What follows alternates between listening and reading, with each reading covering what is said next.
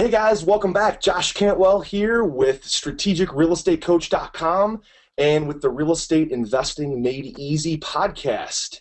And I'm here today with a good friend of mine, Dave Lindahl. Dave is an absolute stud at buying and holding and owning commercial property. And he has an awesome story of how he kind of started as a landscaper, and now Dave owns over 7,400 units of apartments. So I wanted to get Dave on. We've known each other for about 5 or 6 years, and have Dave kind of give us some bullet points about what does it take to be successful with apartment houses. So Dave, thanks for being here today, man. Hey, my pleasure, Josh. How's it going? It's going great. It's going great. So Dave, we just talked just right before this podcast last week, and you told me that you were unloading a big portfolio of apartments. So why don't we jump in? Tell us about that. Well, we own a lot. We own in 18 different markets right now. So we've taken a select number of our properties, and they're actually for sale, and the closing is going to happen in about 30 days. This has been a 6-month process selling these properties, going through the due diligence. It's over 5,000 units. So there's a lot of due diligence involved in that. One buyer, which is good, taking over the whole complex, the whole 22 complexes, and just a lot of moving parts. And I'm really excited. It's a big sale. I bet you are. That sounds exciting. 5,000 units. Yeah. So, Dave, give us a little bit of background. Obviously, I know you well. We've met at many different internet marketing conferences and real estate conferences, and you're one of the guys that I like to work with because you're not only teaching how to be successful with rehabbing and flipping and apartment houses and private money, but I know absolutely for sure that you're out there doing deals right now. So give everybody give everybody a little flavor about your background and how you started as just a landscaper and how you've grown into this big machine. Yeah, man, it's a rags to riches story. I started out I was in a rock and roll band when I was about 16 years old to 24. Tried to make it. You look like a rocker.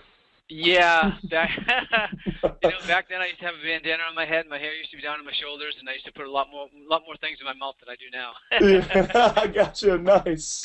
So 24, I realized I wasn't going to make it in rock and roll. I tried, but it wasn't going to happen. Started a landscaping company.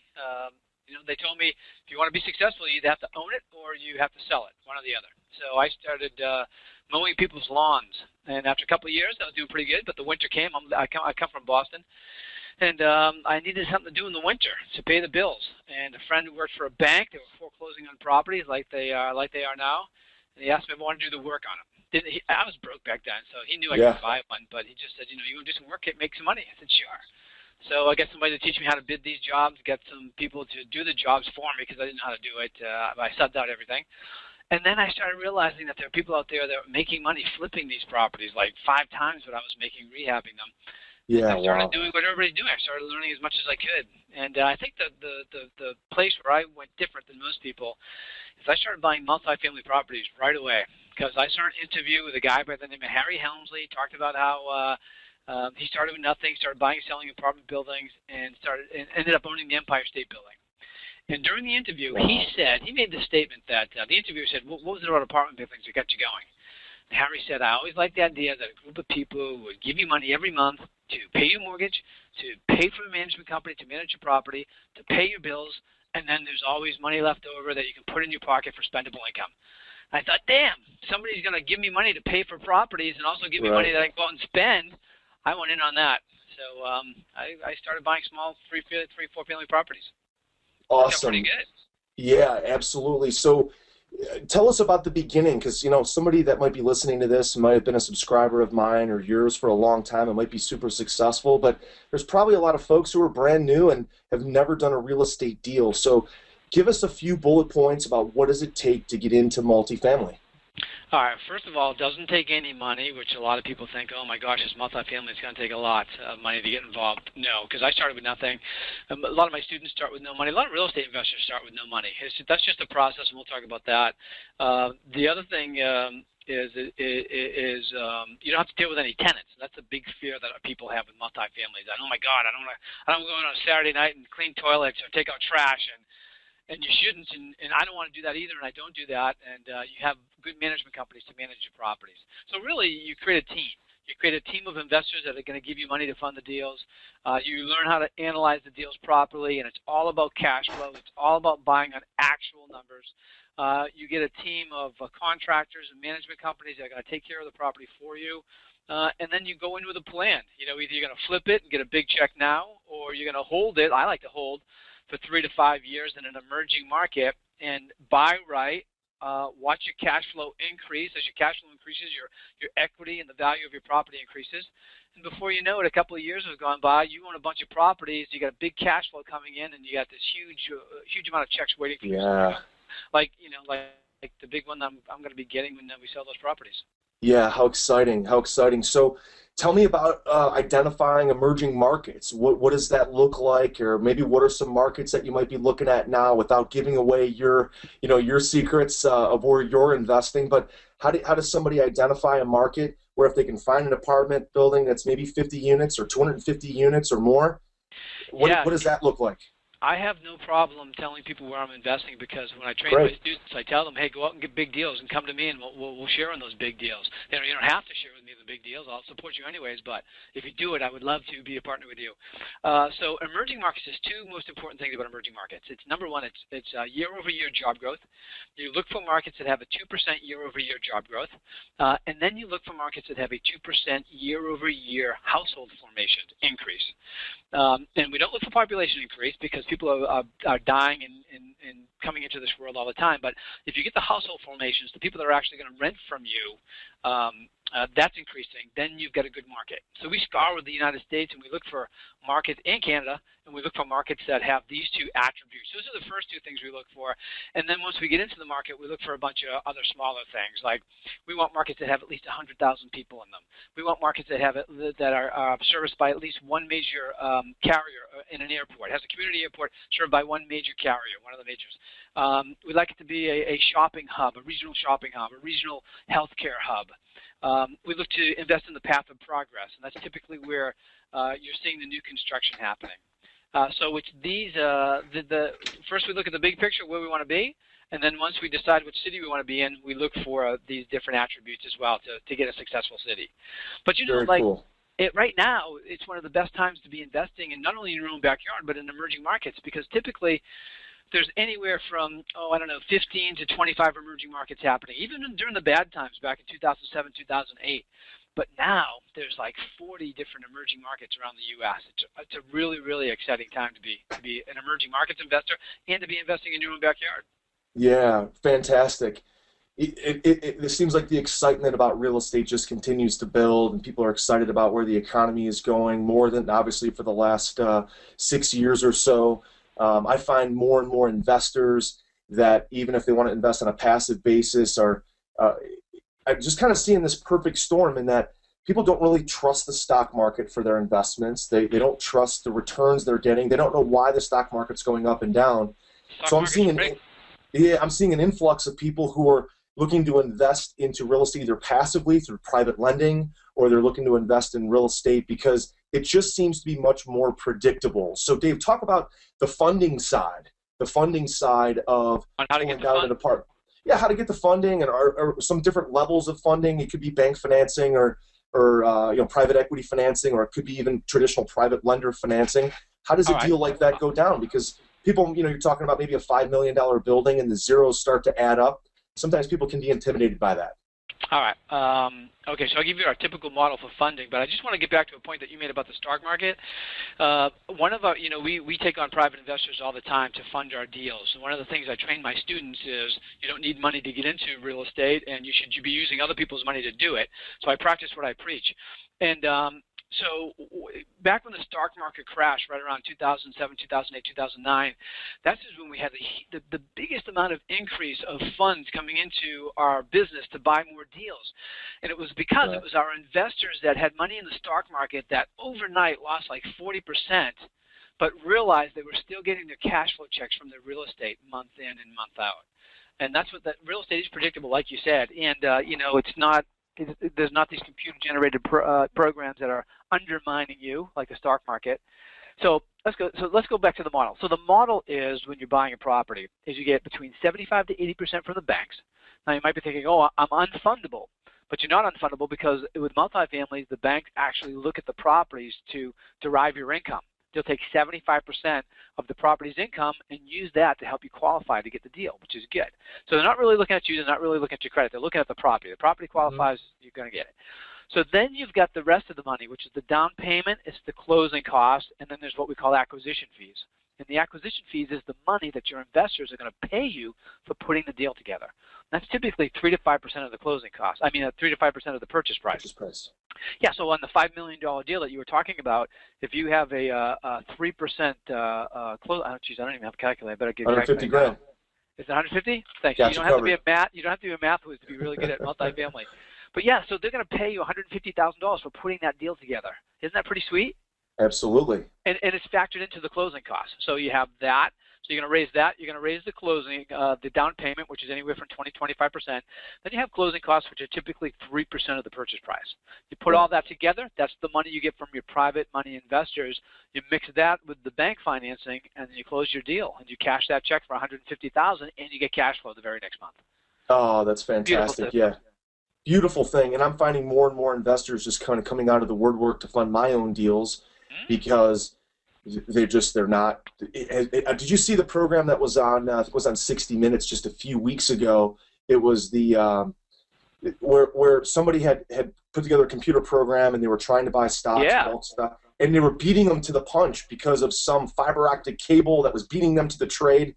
And all of a sudden now you're talking about a very unfavorable, unrealistic market and proof that people are just beating other people to the punch. Well, that's what I was talking about when I said the stock market's rigged. You know, I saw that. And, you know, it was electronically they were beating the trades to the intermediary or the servicer, and they were getting it for less, and they were charging people like you and me more in a split second. And these people were making billions of dollars doing this. Right. And if the big guys who are running the huge Wall Street firms are just figuring that out, imagine the little guy who's got $100,000 or $250,000 or $500,000 in his retirement account, and he's trying to trade that account to grow it. He's really at a significant disadvantage. And so I tell people, look, if you're really looking to get consistent returns, even double-digit returns, man, I don't know how you can go to the stock market anymore. And that's why people are like, they're calling me up saying, Josh, can I put my money in your deals? Hey, Dave, can I put my money in your apartment deals? Because it's just way more predictable. And I'm trying to tell my students, and I'm sure you are too, hey, man, there's just so many people out there that want to do deals, that want to get involved on a passive basis. You just got to open your mouth and talk to these people and know what to say. Yeah, and that's another thing too, is when you're out there and you're sourcing private money, when you're sourcing that the down payment and all of that, you go where the business people go, because those are the ones that are going to fund your deal. Yeah, you can get it from friends and you can get it from family members, but that can be pain in the butt money, I call it. But when I first started out, I was a crazy kid in a rock and roll band. Anybody that they were not going to give me money. Somehow I can't picture you as a crazy kid in a rock and roll band with all your success, and you're buttoned up, and I know you're you're a Harvard graduate. I can't imagine you. Just forgive me, I just can't see it. But I'm telling you, Josh, I got stories. I have got. Oh, stories. I bet you do. Not sometime over a beer, you have to share some with me. The sound guy, the sound guy that does my events is used to be the sound guy for Aerosmith. Oh, is that right? Yeah. Awesome. So he's got some great. I get stories, but he's got some great stories. You buy him a couple of shots of whiskey, and he starts spilling out. Pretty good. So when I first started, so nobody was going to give me money, so I had to go to places where people didn't know me for a chance of getting any money. And I thought about that, and I thought, well, where are people that have money? And I realized it's the business people. So I started going to the Chamber of Commerce, the Rotary Clubs. I started going to Business Networking International, this group called the Citrus Club. And that's where business people network together to help each other do business. But at the same time, they know what's going on in the real estate space. They're too busy to be active in it, but they're looking to participate. So if you go in there, when I first used to go in there, I used to go in there with the attitude that, I was going to find some money. I was going to ask people for some money, Right. And I hated that. I mean, asking people for money, for lack of a better word, just basically sucks. Nobody wants to ask for money. Right. And I remember one time standing outside of one of those meetings and not wanting to go inside. I was actually going to get back in my car because I'm not a great networker. I never liked it. I don't like going up to people I don't know and just starting to talk to them. Never have. But I realized if I was going to get money to do my deals, I was going to have to do it. So I was about to just turn around and go back to my car and say, I don't want to do this tonight. And I started getting angry as I'm walking back. And I'm thinking, why won't these people, why don't they just see why don't they give me money? Why don't they realize the opportunity that they have in front of them? They get money in their CDs, their savings account, their IRAs. They're making like 1%. I've got these real estate opportunities where, 8, 10% cash on cash return, 21% internal rate of return, much better opportunities than they're getting right now. And I thought, that's it. That's my mistake. I'm going in there looking for money instead of offering an opportunity. And when I changed my mindset to offering the opportunity that I had instead of looking for money, boy, people started becoming attracted to me. And that was a huge paradigm shift. And then the second biggest paradigm shift is when I started telling people that I only took qualified people in my deals. And when they realized that, not only was I not asking for money, but they might not even have the opportunity to be in my deal, then they wanted me even more. You know what I mean? Exclusion mentality. I teach my people that as well. When you talk to somebody and you're presenting something to them and we tell them, hey, we're only going to take people who are qualified to do this, the exclusion mentality, they're like, well, wait a minute. What about me? And boom, they just close themselves. Yeah, absolutely. And really, if you think about it, there's only a couple of things that people need to have to qualify. Number one, they need to have the money to invest in the deal. And for me, number two is they can't be a pain in the butt. Because I don't want a pain-in-the-butt investor in my deal. And if I have an inclination that they're a pain-in-the-butt investor, I don't want them. And people think, well, they got money, you got to get them in your deals. Like, no, you don't. And I have over 560 investors in my deals. So I know what a paid-in investor does. I know being married to one for the 3 to 5 years that you're going to own a deal. At the beginning, you get money from anybody that you can, and then all of a sudden you realize there are certain investors you want in the deal and certain ones that you don't. And I can tell you right at the very beginning which ones you don't want in your deals. That's awesome, Dave. So I know we don't have a ton of time with you. You're a super busy guy. So if somebody wanted to invest with you or wanted to find an apartment deal and bring it to you, somebody just wants more of your information, how can they get a hold of you? If they're just out there thinking, hey, I would love some positive cash flow. I'd love to learn more about this business of apartment investing and multifamily. I want to get a hold of Dave. Where can they reach you? Yeah, they could certainly reach me at crecriches.com, or they could call 781-982-5700. Yep, that's right. So, just to make sure we say that again, it's SRECriches.com. That's where you can, actually get in touch with Dave's office and then potentially enroll in some of his programs. Give his office a call, guys. If you have an apartment deal that you want to get going on, or you're looking to invest as a passive investor in some apartment deals, 781-982-5700 is how you're going to get a hold of Dave. And there's not a lot of guys out there. There's a lot of guys that teach residential investing. There's very few guys that do a great job of teaching commercial, especially multifamily and apartments. So I highly recommend Dave as a person, as a trainer. Dave's got a ton of free books and information that he's written. Check it out on the internet if you can find it, which you can. Just Google his name. You'll find all kinds of great stuff. Yeah, we got another site, davesfreebook.com. If they want a free book, we'll be happy to do that as well. Yeah, we'll make sure we put that in the description here with the podcast, so davesfreebook.com. But here's the deal, Josh, you've been teaching for a while. I've been teaching for over 10 years now, and we've got tons of successful students all around the world, the United States, Canada, and the world. And the reason we continue to be good educators is the fact that, our systems work. Just like your systems work, our systems work, because we're doing it. That's, I think, what separates you and I from a lot of the people that are quote-unquote out there, is the fact that we're doing it, and then we teach what we do, and it makes it that much better. When people ask me when I end up at a function and I meet somebody and I get introduced, and inevitably somebody says, "Oh, Josh, what do you do?" I always tell people the first thing I do is I raise capital for real estate. That's always the first thing I say. And then the second thing I tell them is I take that money and I invest in real estate, and we buy foreclosures and we buy single family and multifamily, and then we teach what we do.